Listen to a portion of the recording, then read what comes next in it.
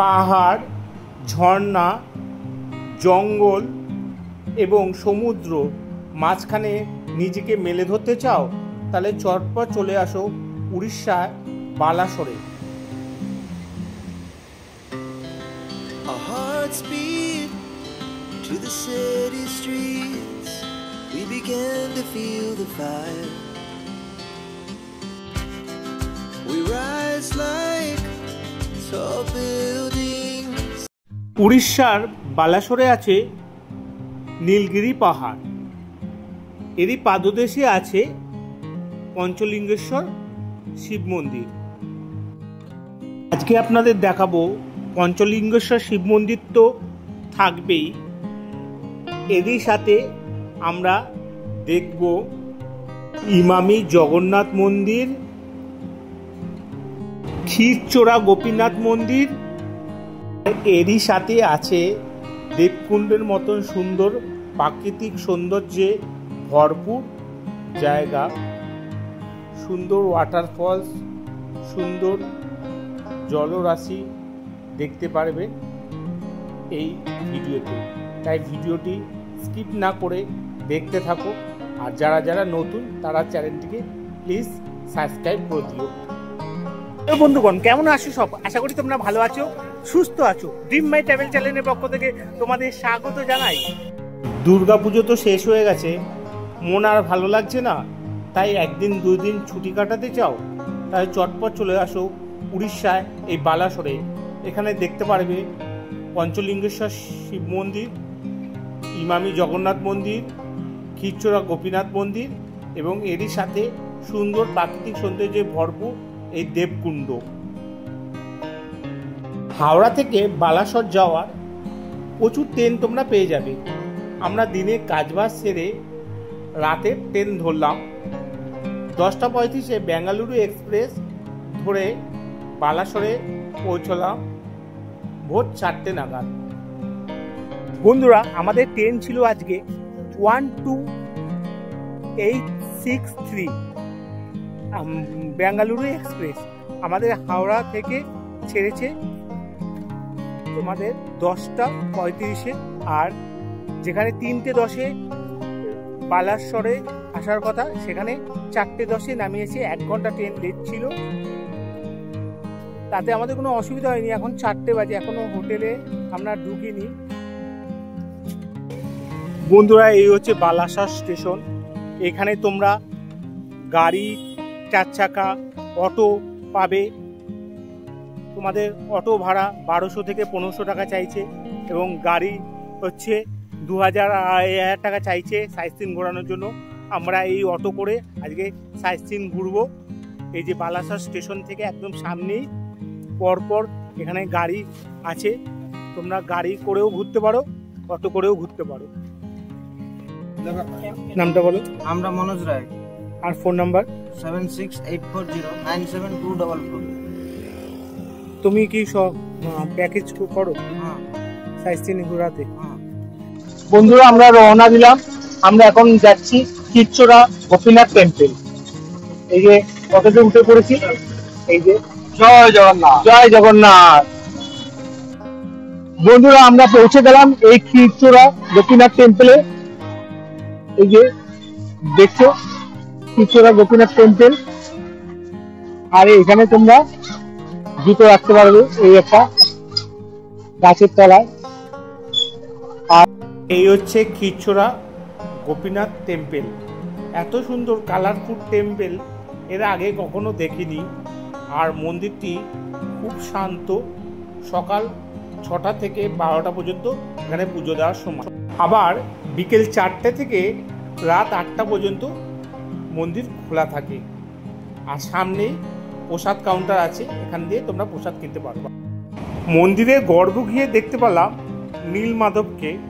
এই যে দেখছো নীলমাধব ধ্যান করছে। এবং মন্দিরের মূল গর্ভগৃহে দেখতে পারবো রাধাকৃষ্ণ বাঁশি বাজাচ্ছে। এই যে দেখছো কি সুন্দর। মন্দিরে গর্ভগৃহে ক্যামেরা নিয়ে ফটো তোলা একেবারেই নিষিদ্ধ।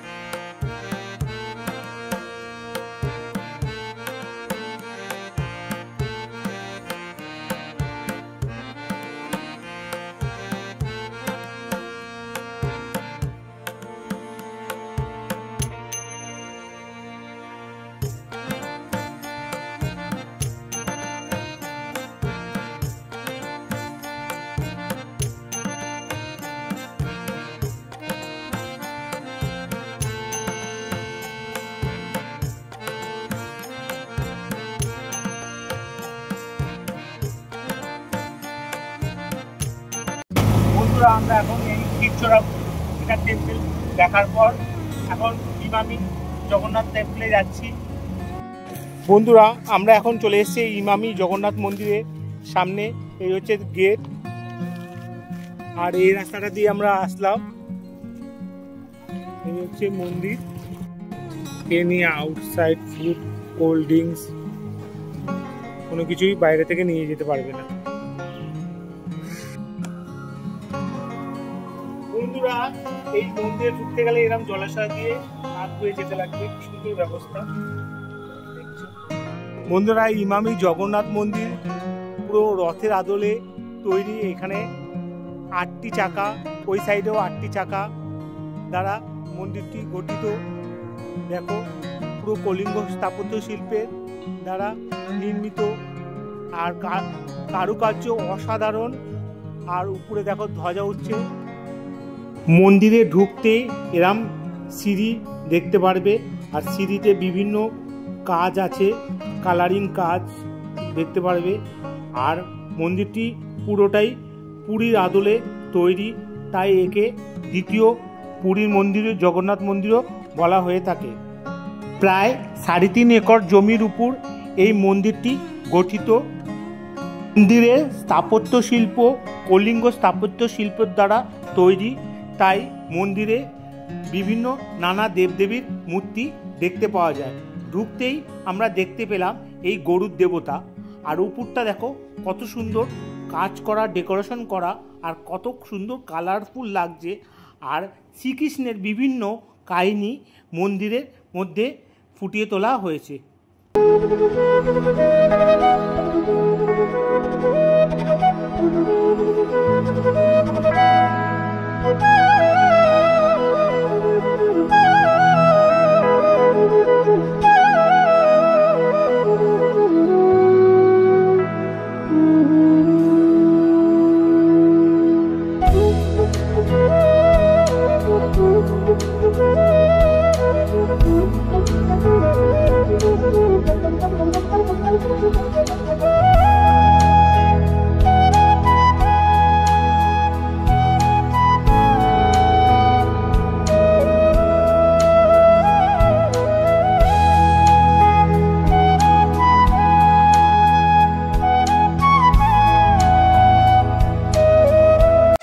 মন্দিরটি সকাল 6টা থেকে দুপুর 12টা, আবার বিকেল 4টে থেকে রাত 8টা পর্যন্ত খোলা থাকে।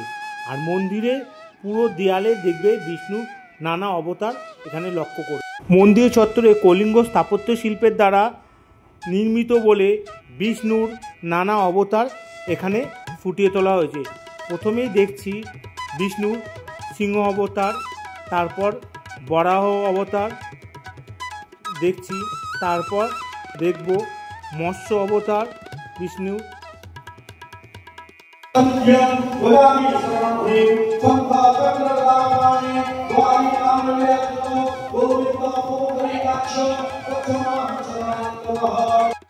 ছাপ্পান্ন ভোগ দিয়ে প্রভু জগন্নাথ দেবের পুজো হচ্ছে।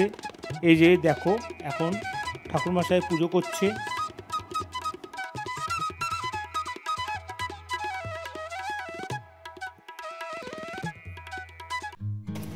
বাইরে অঝোরে বৃষ্টি পড়ছে। আমরা এখন যাচ্ছি নীলগিরি পাদদেশে পঞ্চলিঙ্গেশ্বর মন্দিরে।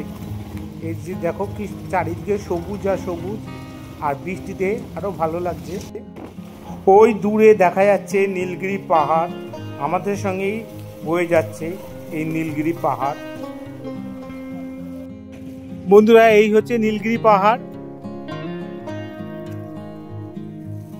আর এর সামনে একটা জগন্নাথ মন্দির কাজ হচ্ছে, আর কিছুদিন পরেই চালু হবে। জগন্নাথ মন্দির থেকে এই পঞ্চলিঙ্গেশ্বর মন্দির আসতে আধা ঘন্টার মতো সময় লাগলো আমাদের।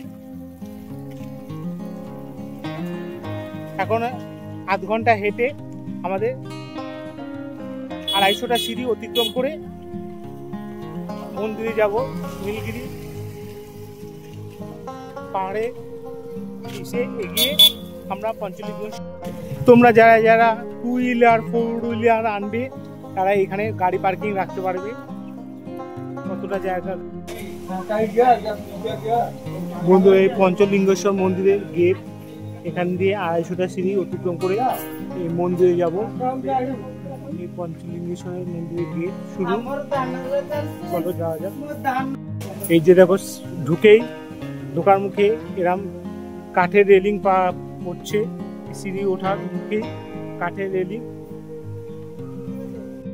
আর পাহাড়ের গা দিয়ে ঝর্ণার জল বেরিয়ে যাচ্ছে।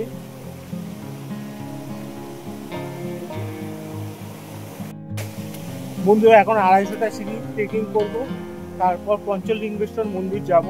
হর হর মহাদেব, জয় শিব শম্ভু, জয়। বন্ধুরা, এই যে কোনো শিবলিঙ্গে যেতে হলে তোমাদের ট্রেকিং করতে হবে, যেমন কেদারনাথ, অমরনাথ, তো এগুলি বড় ট্রেকিং, এটা তো ছোট, 250টা সিঁড়ি মাত্র। আর তোমাদের কষ্ট হলে হর হর মহাদেব, জয় শিবশম্ভু বলে তোমরা এগিয়ে যাবে। দেখবে ওই যে ওই জায়গাটা, আর জলের স্রোত ভালোই আসছে, ওখানে স্নান করছে। হ্যাঁ, জায়গাটা কি অদ্ভুত লাগছে, পাহাড়ের বিভিন্ন ধাপে ধাপ দিয়ে এরম ঝর্ণার জল বয়ে বেড়াচ্ছে। সামনেই দেখলাম খুব সুন্দর ঝর্ণা, সবাই স্নান করছে। এখন আমাদের সিঁড়ি অতিক্রম করে যেতে হচ্ছে। এইদিকে সিঁড়িটা একটু খাড়ায়, নিচের সিঁড়িটা অতটা খাড়া না, এই দিকটা দেখো, যত উপরে উঠছি সিঁড়িটা একটু খাড়া আছে। আর তোমাদের ধরার জন্য এরকম কাঠের রেলিং করে দিয়েছে, যাতে তোমাদের উঠতে নামতে না কষ্ট হয়। বন্ধুরা, আমরা ফাইনালি চলে আসলাম এই পঞ্চলিঙ্গেশ্বর মন্দির দর্শন করতে। প্রায় 250টা সিঁড়ি অতিক্রম করে আমরা চলে আসলাম এই পঞ্চলিঙ্গেশ্বর মন্দির দর্শন করতে। শোনা যায় যে মা সীতা বনবাস যাওয়ার আগে এখানে শিবের উপাসনা করেছিল, তাই তখন দিয়ে এখানে শিব পুজো হয়। আর এখানে শিব ঠাকুরকে লিঙ্গ আছে 5টি, জলের তলায় হাত দিয়ে স্পর্শ করে উপভোগ করতে হয়, চোখে দেখা যায় না, জলের তলায় হাত দিয়ে উপভোগ করা হয় যায়। 5টা শিবলিঙ্গ বলে এখানে পঞ্চলিঙ্গেশ্বর মন্দির বলা হয়ে। শিবলিঙ্গ যেখানেই থাকবে, এই নন্দী মহারাজ তার জন্য দীর্ঘদিন অপেক্ষা করে একই জায়গায় বসে থাকে। এই যে দেখতে থাকো, এই একই জায়গায় নন্দী মহারাজ দীর্ঘদিন বসে থাকে। উড়িষ্যায় বালাসোরে আছে এই নীলগিরি পর্বতমালা, আর এরই পাদদেশে আছে পঞ্চলিঙ্গেশ্বর শিব মন্দির, আর এরই অঝরে বয়ে চলছে এই নীলগিরি ধারা, তারই নিচে রয়েছে পঞ্চলিঙ্গেশ্বর। আর এখানেই রয়েছে সেই প্রাকৃতিক 5টি শিবলিঙ্গ, যেটা কিন্তু আপনারা চোখে দেখতে পারবেন না, অনুভব করতে পারবেন।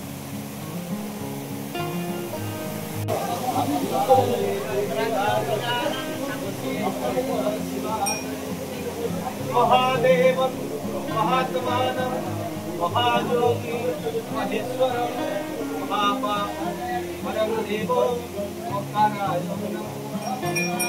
ओंकारं बिन्दुसंयुक्तं नित्यध्यायन्ति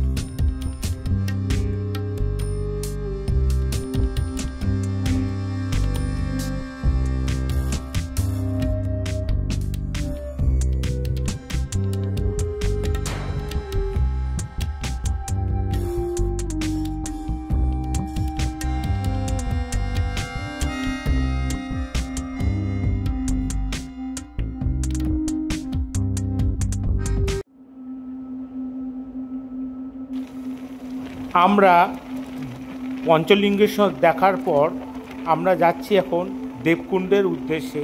রাস্তাটা দেখো কি সুন্দর, কি পরিষ্কার রাস্তা, আর চারিদিকে সবুজ আর সবুজ। এত সুন্দর রাস্তা, মানে আমাদের সত্যিই মুগ্ধ করে দিয়েছে। চারিদিকে সবুজ।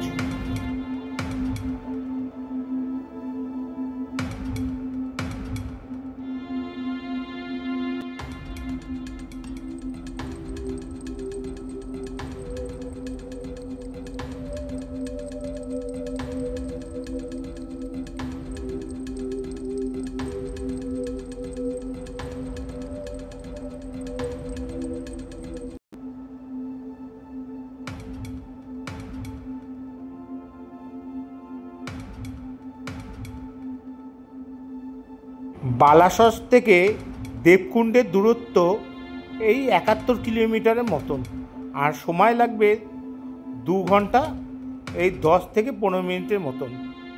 কি সুন্দর দেখো নীলগিরি পর্বতমালা।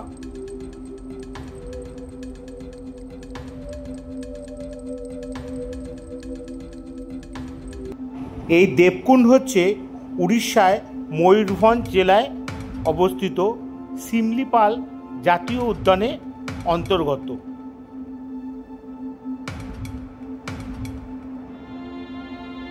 এই দেবকুণ্ড মানে দেবতাদের স্নানের জায়গা, মানে দেবতাদের স্নানের কুণ্ড। যেই ওয়াটারফলসটা তোমরা দেখছো এটা হচ্ছে দেবকুণ্ড ওয়াটারফলস, আর এর পাশে আছে মা অম্বিকা দেবীর temple. Our hearts beat to the city streets. We began to feel the fire. We rise like tall buildings as the chemicals they take us higher. 400টা সিঁড়ি অতিক্রম করার পর আমরা পৌঁছে যাব মা অম্বিকা দেবীর টেম্পলে। As she puts her hand in mine. শোনা যায় সতী মায়ের বা পায়ে গোড়ালি পড়েছিল এই জায়গাটা, তারপর দিয়ে এখানে পুজো করা হয় এই জায়গাতে। এই হচ্ছে মা অম্বিকা দেবীর টেম্পল, এই হচ্ছে মা অম্বিকা দেবীর মূর্তি দেখতে পাচ্ছ। এখানে পুজো করা হয়। এখানে মোবাইলের ভিতরে মোবাইলে ফটো তোলা আর ক্যামেরা একেবারেই নিষিদ্ধ। মন্দিরের পিছন দিয়ে এই জলরাশিটা প্রবাহিত হয়ে নদীতে মিলিত হয়েছে। দেখছো কি অঝরে জলরাশি প্রবাহিত হচ্ছে, কি অপূর্ব লাগছে এই জায়গাটি, কি সুন্দর দেখো জলরাশিটা প্রবাহিত হয়ে এই নদীতে মিলিত হয়েছে। প্রত্যেক অমাবস্যা এবং অম্বুবাচীর সময় প্রচুর ভক্তরা আসে এই মা অম্বিকা দেবী পুজোর জন্য, আর ভালো ভিড় হয় এই মন্দিরে তখন। বন্ধুরা, আমার এই দেবকুণ্ড এবং পঞ্চলিঙ্গেশ্বরের ভিডিওটি তোমাদের কেমন লাগলো কমেন্টে অবশ্যই জানাবে। আর পুজোর ছুটির পরে তোমরা অবশ্যই 1টা কিংবা 2টো দিন ছুটি নিয়ে এই জায়গাগুলো ঘুরে যেও। অবশ্যই কথা দিচ্ছি নিরাশ একদম হবেই না, খুব ভালো লাগবে এই জায়গাগুলো তোমাদের এক্সপ্লোর করতে।